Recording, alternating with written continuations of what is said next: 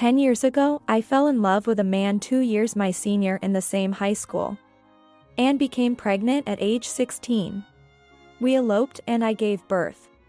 When I returned home with my child after the death of my husband, with whom I had lived happily for 10 years, my sister treated me like a nuisance. The man my sister married was someone she never expected. Fateful love.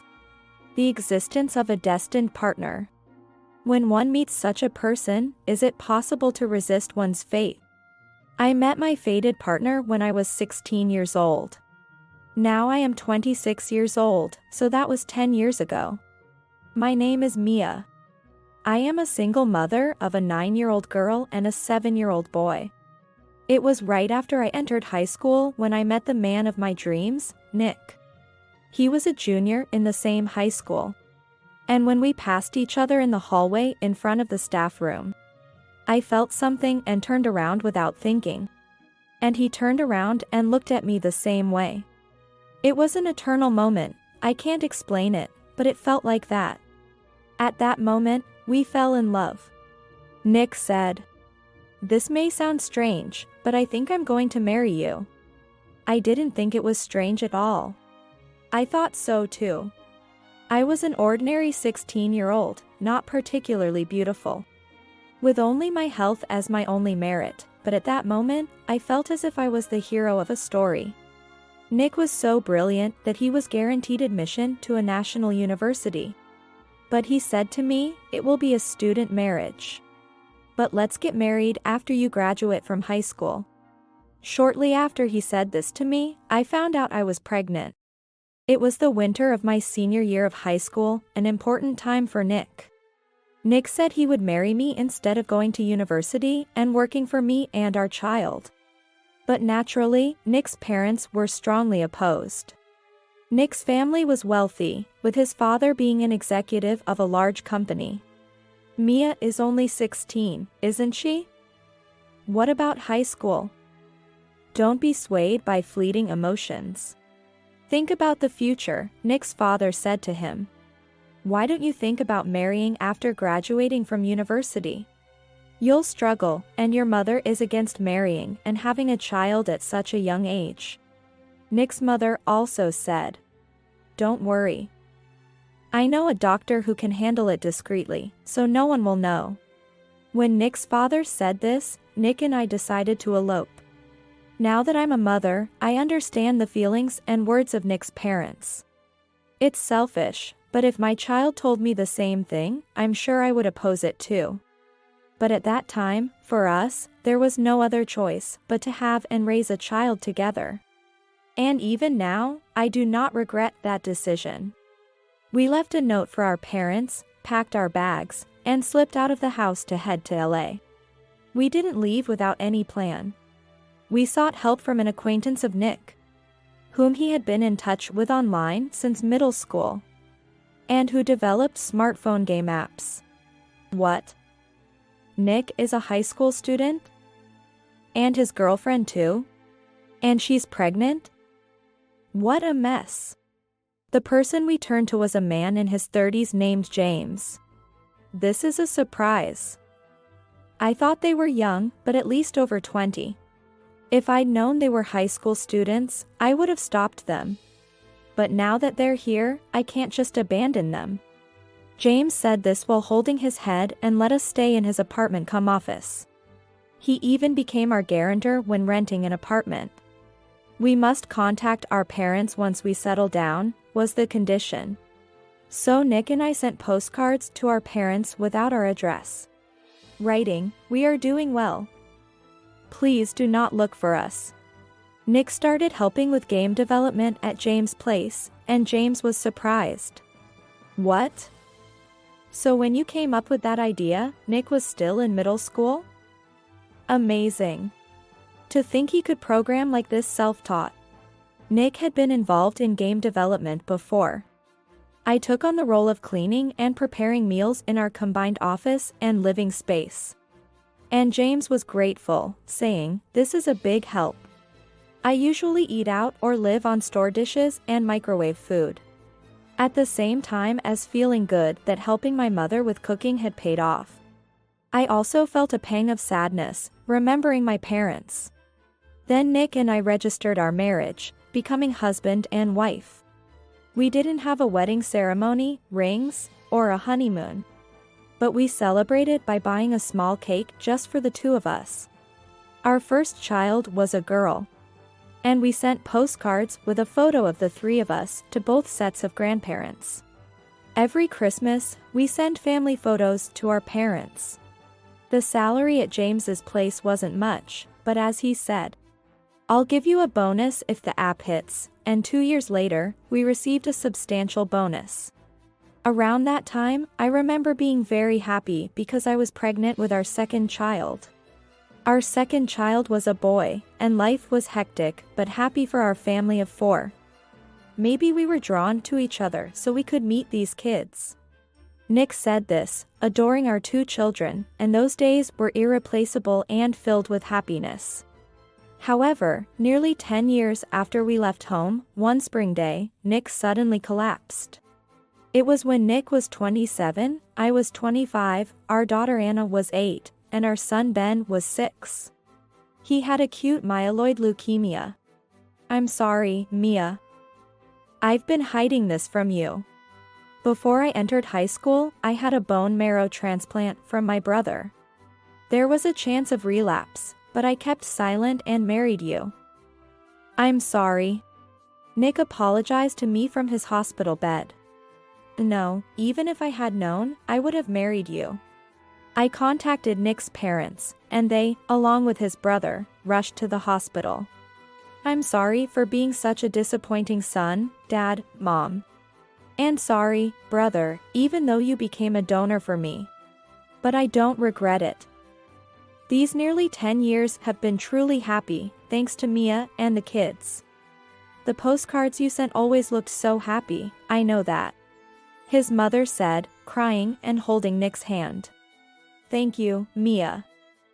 Please take care of the children. Anna, Ben, I'm sad I won't see you grow up. Thank you. Those were Nick's last words. Crushed by grief, I knew I had to be strong for the children. For Nick's sake, I had to raise our children well. We held a simple funeral with only Nick's parents, brother, and some work colleagues we met after coming to LA. Nick's parents offered to have us live with them, but I said, I'm thinking of going back to my parents' house. I've worried about them for 10 years. They understood and said, let us know if you need anything. And Nick's father added, at least let us pay the children's education expenses in place of Nick. This offer was a great relief. I planned to work. But I was anxious about supporting 2 children on the income of someone with only a middle school education. We decided to accept their help until the children finished compulsory education, and agreed to visit Nick's parents with the kids during the school holidays. I returned to my parents' house. I had already informed my parents by phone, but when I returned home after 10 years, they warmly welcomed me, and my mother tearfully embraced the children, saying, I never expected to suddenly have 2 adorable grandchildren. My father said, you've been through a lot. You've done well, and I couldn't stop crying.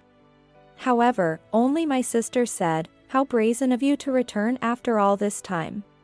Things have been tough here since you left, and she wouldn't even smile at the children. Originally, my sister, 3 years older than me, and I were not very close. Compared to my ordinary self, she was beautiful, smart, and always looked down on me, making fun of me. When I left home, she was attending a prestigious private university but blamed me because a local acquaintance spread rumors that her sister eloped at 16, causing her great inconvenience. My sister is now 29 years old and has been employed at a well-known local company for 7 years. Approaching 30, she seems to be actively engaged in matchmaking. Perhaps feeling rushed, and she says to me, did you think someone like you, a middle school dropout with 2 kids, could raise them properly? Coming back to your parents' house now is just a nuisance. She complains and makes snide remarks every time we see each other. After I left home, she had been using my room as she liked. So she seemed upset about having to give it up for me and my children.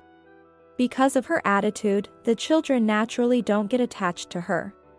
My eldest daughter, Anna, who is strong-willed like someone I know, sometimes brings up touchy topics to my sister, like, "Auntie, aren't you going to get married?"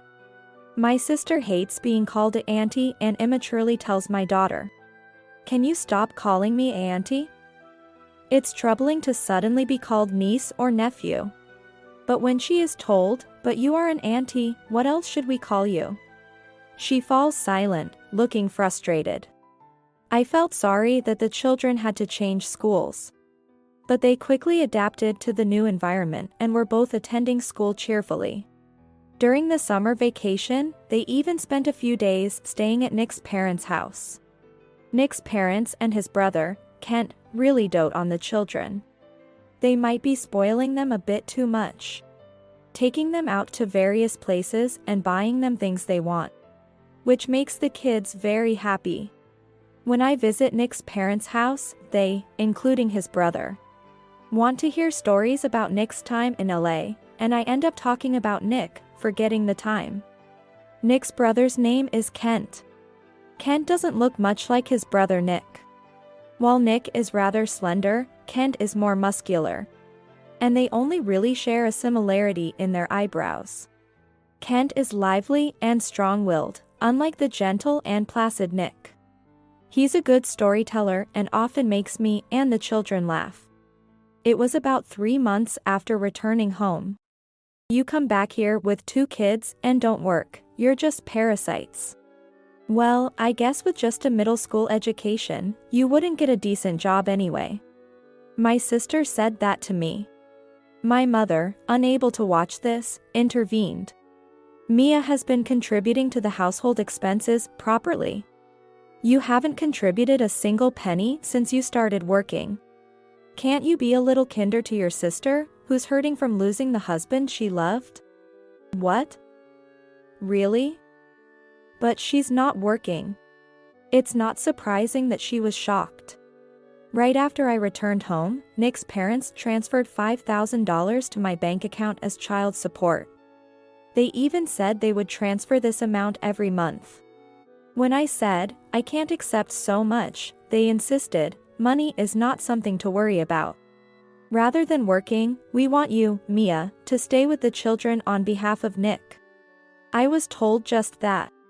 When I was told to do it also on behalf of Nick, I couldn't say anything more. I decided to put $1,500 into the household for the expenses of myself and the children. Keep $500 for myself, and save the remaining $3,000 for the children's future. Only my mother knows the specific amount. And you know, Mia has been helping out a lot at home. She works as much, if not more than I do with cooking and cleaning. After hearing this, my sister retorted childishly, "Well, that's great. I'm about to get married soon." Her argument was nonsensical. I don't quite understand what's good about it, but if she's getting married, I think she should learn cooking. "Sis, if you're getting married, I think it's a good idea to learn cooking from Mom." This seemed to hit a nerve, as she replied, "I don't need your concern. I'm already attending a cooking class. I don't need to learn any poor-looking cooking." Hearing this, my mother got angry and said, "Sorry for our poor-looking cooking. Anyway, it's good news that her matchmaking is going well." Shortly after, my sister's marriage was settled. He's a doctor, 3 years older than her. In a rare good mood, my sister told me, "Hey, Mia, I hate to say this, but could you refrain from attending my wedding and reception? People from our hometown know you eloped, and it's bothersome to explain why you're back. You don't need to come to the family introductions either.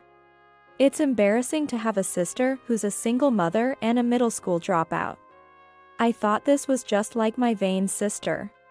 Both my parents were furious, but my sister, having decided to marry a doctor, was defiant. I need dad and mom at the wedding, but once I'm married, I'll be part of another family, so I don't care what they think. She even suggested cutting ties with our parents. Dad, Mom, it's okay. Let's not fight as a family. I tried to mediate, but my sister scoffed, humph. Playing the good girl, huh, and retreated to her room. Auntie is mean, isn't she? My daughter Anna said this loudly enough for everyone to hear, and my parents just sighed deeply. A year after I returned home, my sister got married. It's true, I felt relieved that she was leaving our house. About 10 days after her marriage, my sister called. I'm coming over with souvenirs from our honeymoon. I was fine not going, but my husband wants to greet his sister-in-law. What? I thought I was supposed to be non-existent. I was under that impression. I accidentally slipped up during the honeymoon. I thought it was impossible to hide it forever anyway. It's fine now that I'm married. Perhaps now that she had secured her marriage, she no longer felt the need to pretend. I guess she must have been quite deceptive before the marriage. That day, my entire family, including the 2 children, waited for my sister and her husband. When the doorbell rang and my mom opened the door, I was shocked to see my sister's husband. What? Kent. What's this? Don't be so familiar. This is my husband, Kent. And this is my sister and her children, meeting for the first time. Ignore her, she's just good at having kids. My sister said this cheerfully, intending it as a joke, I guess. But Kent ignored her and looked at me. It is Mia, after all. There stood Nick's brother, Kent. What did you say? Kent spoke to my sister in a low voice. Oh, come on, she's just a shameless fool, just go back in, Mia. Kneel. Kent said this with a voice full of restraint, his fists trembling. What? Oh, you don't have to go that far. But since he says so, Mia, kneel. It's you who should kneel. You. Kent said this firmly to my sister. What? My sister, confused, asked him to repeat, and he said sternly. Could you kneel and apologize? This woman is my brother's wife. What? What do you mean? The wife of your deceased brother? Uncle. Both my daughter and son had met Kent several times at Nick's house. They were very fond of him, as he had taken them out before. You said you had a sister who ran away at 16 and had kids, right? Ended up with a strange man and had to return to her parents' house after he died young. That strange man was my brother. What? No. I didn't know. Why wasn't Mia at the family introduction? Why didn't you invite her to the wedding or the reception? It was hard to say that my sister is a single mother and a middle school dropout. I do think that if Kent had met me during the family introduction, this complicated situation could have been avoided. I agree my brother and your sister were reckless. But my brother left this world saying he had been happy for 10 years. It was Mia and the kids who made him happy. You insulted not just your sister but my brother too. Kent's anger didn't subside, and my sister was in tears. I'm sorry. I just didn't know. Even earlier, what you said to your sister. I'm losing confidence that I can continue with someone who speaks to her sister like that. Kent was still furious. No, don't say that. I'll change, please. My sister was desperate, not wanting to lose her elite doctor husband. However, he said, I need some time to cool off. I'm sorry to father, mother, and Mia for causing such a scene. I'll come back later to talk. He left, shaking off his crying, clinging new wife. My parents and I were speechless, not knowing what to say to her. It's self-inflicted, but what a mess. My mother sighed. Seeing my sister cry so much, I did feel a bit sorry for her. She's not a good person, but she's not evil either. Mia. I was wrong. Can you talk to him for me? Please. I couldn't refuse my usually strong-willed sister begging me like that.